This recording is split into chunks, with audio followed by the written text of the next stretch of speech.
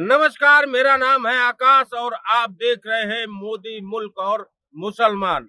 आज हम जो बात करेंगे, मैं इस समय मौजूद हूँ अयोध्या के महर्षि वाल्मीकि एयरपोर्ट पर और यहाँ पर मुझे कुछ मुस्लिम भाई मिल गए हैं। इनसे बात करूंगा और मेरी जो बात होगी वो इनसे एक जानना चाहूंगा कि आखिर अब आने वाला चुनाव है, इसके अलावा जो प्रधानमंत्री नरेंद्र मोदी है, उनकी जो गवर्नमेंट है, सरकार है केंद्र सरकार की,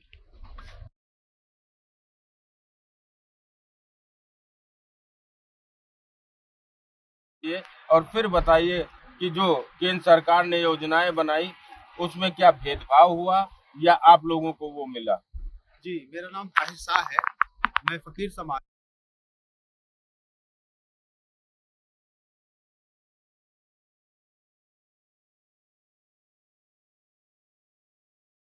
मुख्यमंत्री राहत कोष से उनको पैसा भी मिला और तमाम ऐसे मेरे जानने वाले हैं समाज के लोग जिनको आवास मिला। रोज तो आप देख ही रहे हैं कि राशन जिस तरीके से बट रहा है। तमाम ऐसी योजनाएं हैं, गैस का है कनेक्शन है, पानी का कनेक्शन है, विद्युत है। तो ऐसी तमाम चीजें हैं जो किसी के साथ भेदभाव मोदी सरकार नहीं करती है। और हमारे तमाम सरकार में जो लोग हिस्सेदारी कर रहे हैं, मुस्लिम समाज के लोग, वो भी लगातार सरकार तक पहुंचाने के लिए आम जन की आज जो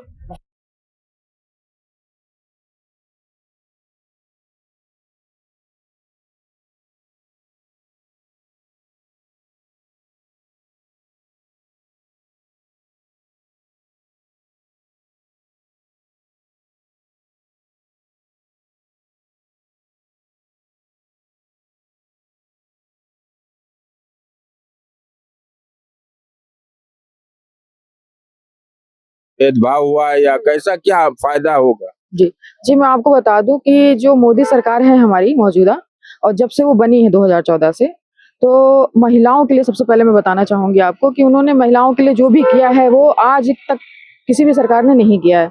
तो मुझे लगता है कि महिलाओं को सबसे बड़ा उनको श्रेय देना चाहिए। और वैसे भी हम हर साल उनको रक्षाबंधन पे राखी भेजते हैं, क्योंकि जो एक महिला का एक जो संभालने का, एक औरत को जो सपोर्ट चाहिए वो मोदी सरकार ने दिया है। तो महिलाओं का तो पूरी तरीके से उनका जो भी किया है उसका जो आप देख सकते हैं कि पूरे विश्व उससे प्रभावित है, भारत ही नहीं। क्योंकि अभी हमने जो यूएई में जी ये सब भी किया, वो सब बहुत सारे इंटरनेशनल बहुत सारी गतिविधियां हुई हैं जिसमें मोदी सरकार का बहुत ही हर देश उससे प्रभावित है। तो मुझे लगता है भारत ही नहीं पूरे देश प्रभावित है, तो बहुत अच्छी बात है ये। तो सरकार ऐसी ही होनी चाहिए। मैं एक चीज और जानना चाहूंगा, आप आधी आबादी में आ रही हैं, क्या आधी आबादी को उनका हक मिला। जी बिल्कुल, क्यों नहीं मिल रहा है, क्योंकि जितनी भी स्कीम है अभी तक जो भी सरकार आई वो उसको पूरी तरीके से उसका लाभ उठा नहीं पाती थी। अब मैं गांव में भी जाती हूँ, जहां भी जाती हूँ, वहां लोगों से जो ऐसे तबके के लोग हैं जो बहुत नीची जात से आते हैं, और हम भी पसमंदा समाज के लोग हैं, तो उनमें हमारा उठना बैठना है। तो हम जो गरीब, जो लाचार बेचारे थे, उन लोगों से जब बातें करते हैं तो उनसे पता चलता है हमें कि जो सरकार जो भी स्कीम बनाती है, जो बड़े लेवल पे बनाती है, वो उसका जो लाभ है वो एक छोटे से छोटे इंसान तक पहुंच रहा है। तो ये सबसे बड़ी बात है कि बीच में उसका कोई कहीं पर भी कट नहीं होता है वो चीज। वो मैं एक चीज और जानना चाहूंगा, जो ट्रिपल तलाक जैसे मुद्दे थे जिसको खत्म किया गया, उस पर कठोर कानून बनाया गया मोदी सरकार द्वारा, तो क्या उसका बेनिफिट मिलेगा या मुस्लिम महिलाओं के द्वारा जो है नकार दिया जाएगा कि नहीं, क्या कहेंगे आप। जी बिल्कुल नहीं, क्योंकि अगर किसी महिला का इतना ज्यादा सपोर्ट हुआ है, तलाक बिद्दत जैसी कुप्रथा से बचा लिया गया है, हलाला जैसी इतनी मतलब एक अजीब सी सोच से मतलब मुक्त कर दिया गया है, एक महिला को जो चाहिए वो सारी चीजें जब हो गई हैं, तो मुझे लगता है कि इसका फायदा ही फायदा है। इसका कहीं से भी उनको, सरकार को इसका नुकसान नहीं होने वाला है। तो बिल्कुल इसी तरीके से मेरे साथ और लोग हैं, मैं इनसे जानना चाहूंगा क्योंकि यहाँ पर बच्चे हैं। मोदी जी के बारे में जानती हो? जी। कौन है वो? वो क्या कहेंगे आप उनके लिए? वो बहुत अच्छे हैं और वो हमारी मतलब हमारी सुरक्षा करते हैं। तो बिल्कुल ये बच्चे हैं, बच्चे से क्या नाम है? जी, मेरा नाम नाहिद खान वारसी। वारसी साहब, क्या कहेंगे आप, क्योंकि जो आप इस समय जो नीतियां हैं केंद्र सरकार की, वो मुसलमानों को कितना मिल रही हैं? नहीं, नीतियां तो बहुत अच्छी हैं, और जहाँ तक मोदी जी का मसला है, मोदी जी जैसा तो कोई प्रधानमंत्री ना कोई आया है और ना ही कोई आएगा। और जितनी भी योजनाएं निकाली प्रधानमंत्री जी ने, वो योजना का लाभ जो है सबको मिला है। हिंदू को भी मिला, मुसलमान को भी मिला, हर धर्म के लोग को मिला है और मुस्लिम समाज को भी सब कुछ मिला है और उम्मीद करते हैं कि आगे को भी मिलेगा। अच्छा, एक चीज आप हमको और बताइए कि जिस तरीके से जो है मुस्लिम समाज कहीं ना कहीं कटता है, तो उसका क्या कारण होता है?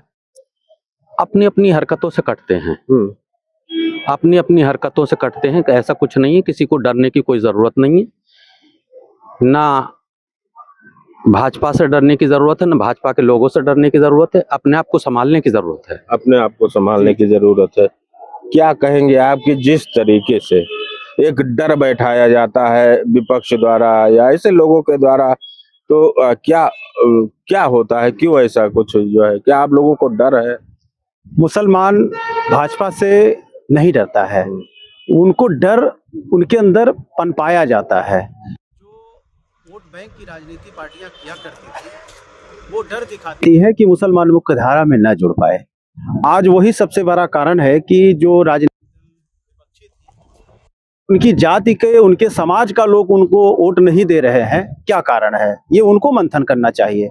आज मुसलमान बड़ी संख्या में भारतीय जनता पार्टी की तरफ निश्चित रूप से लौट रहा है, ये आपको भी दिखता है। मोदी सरकार ने महिलाओं के सुरक्षा में, मुसलमानों की माइनॉरिटी की सुरक्षा में तमाम ऐसी स्कीमें लॉन्च करके उत्तर प्रदेश ही नहीं पूरे मसला है, मोदी जी जैसा तो कोई प्रधानमंत्री ना कोई आया है और ना ही कोई आएगा। और जितनी भी योजनाएं निकाली प्रधानमंत्री जी ने, वो योजना का लाभ जो है सबको मिला है। हिंदू को भी मिला, मुसलमान को भी मिला, हर धर्म के लोग को मिला है और मुस्लिम समाज को भी सब कुछ मिला है और उम्मीद करते हैं कि आगे को भी मिलेगा।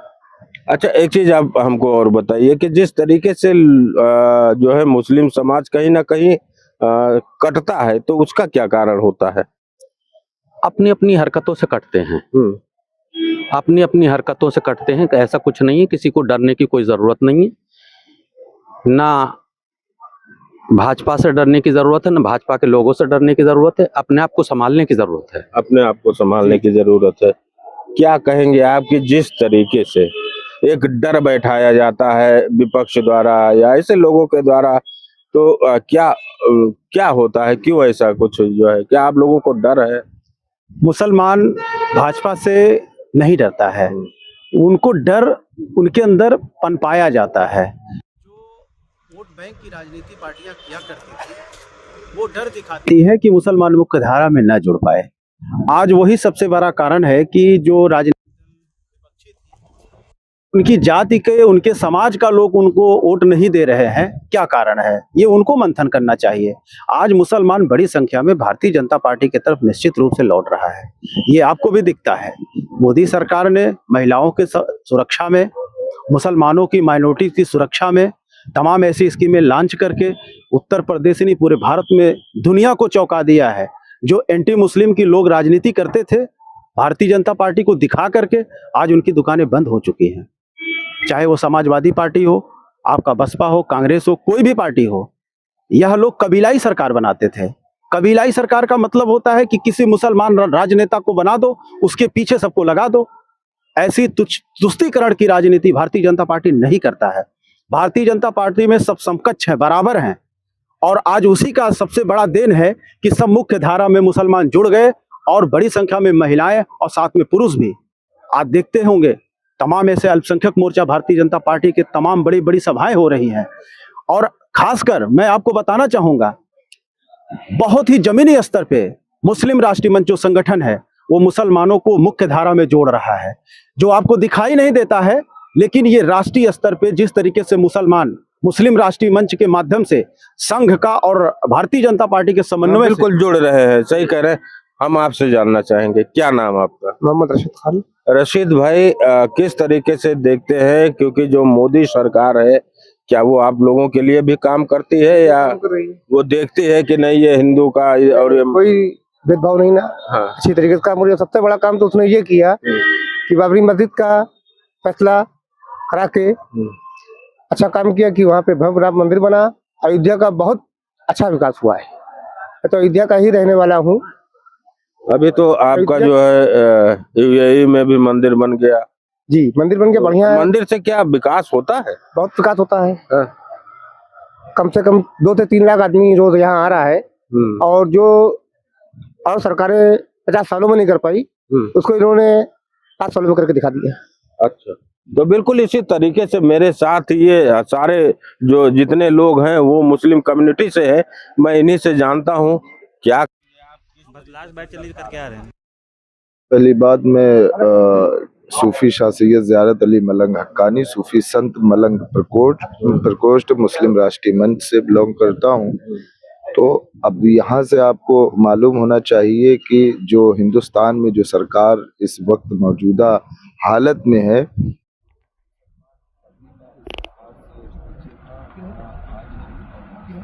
बड़ा है, जिसका रिजल्ट आप 2014 से और अब जो 24 आने वाला है उसमें भी दिखा दिया जाएगा।